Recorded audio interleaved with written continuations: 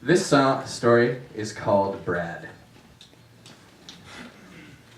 Brad was an imposing presence, the kind of guy I imagined you would meet over a bar at a game of pool, if I could go to bars to play pool anyhow. He oozed confidence. This was because he had proclaimed himself king of all that he could see. Even here in juvenile lockup, he still saw himself as royalty. And as royalty, it was easy to exude confidence. It didn't even matter whether or not anyone else treated him as such, although most did, because as king, his opinion was really the only one that mattered. His imposing presence extended beyond his attitude, though. Brad was 6'2", wide at the shoulders with bright red hair and a full beard at the age of 17. He kept a towel draped around his neck as if he'd just finished lifting weights. There was always a toothpick in his mouth. Where he came across the contraband toothpicks was a bit of a mystery, but they were an effective tool to establish an air of superiority. However, the most distinctive thing about Brad was that he was full-blooded Irish, and he was not shy about it. "The Irish can drink, fuck, and fight better than anyone else in the world, and I'm as Irish as they come. What else is there in life?" he would boast to anyone who dared to be incarcerated in his presence. He would lean back in his plastic lawn chair with his thumbs grasping his shirt, tugging on imaginary suspenders as if he were Mark Twain relaxing on the deck of a riverboat. "That makes us the best in the world." He really just recycled those 3 nuggets of bravado. It might have been more convincing had he diversified his portfolio of cultural superiority. Personally, I thought he was making a good argument that the Irish were also the best braggarts going. The topic of ethnicity came up constantly. He liked to compare, mostly so he could show why the Irish were the best. "The Irish can do whatever they please. Who's gonna stop us? You can't outdrink us, you sure as hell can't outfight us, and we can fuck enough to raise one hell of an army to conquer the whole goddamn world. Who's gonna stop us?" Obviously, the legal system had been overlooked in this line of logic.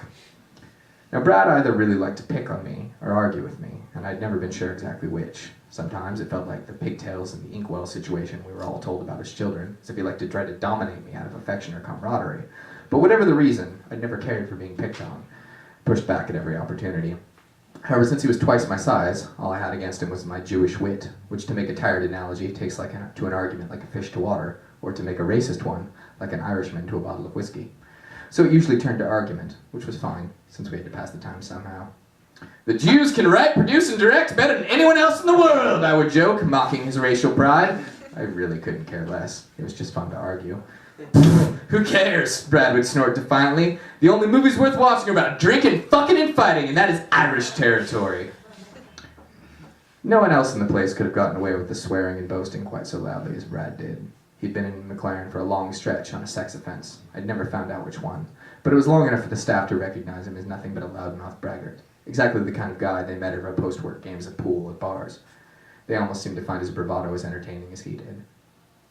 "The Vikings," I said to him one day. Football was on the TV at the time, which made the connection in my brain. "The Vikings were better at drinking, fucking, and fighting than the Irish." "There aren't any more Vikings," he said. "Yeah, casualties of drinking, fucking, and fighting, my friend." "Well, that doesn't mean..." "The Vikings used to get drunk, have sex on the dinner table at feasts in between fights. The Irish may drink and fight, and they may drink and fuck, but they don't do all 3 at once like the Vikings." Brad hooked his thumbs into his imaginary suspenders and snorted off into the other room, where he could be away from me and my Jewish insolence. He never spoke to me again. I've always felt that that meant I won.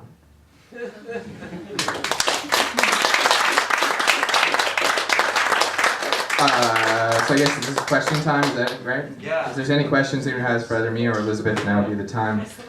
It will be really embarrassing if there's not a single question, so please, somebody.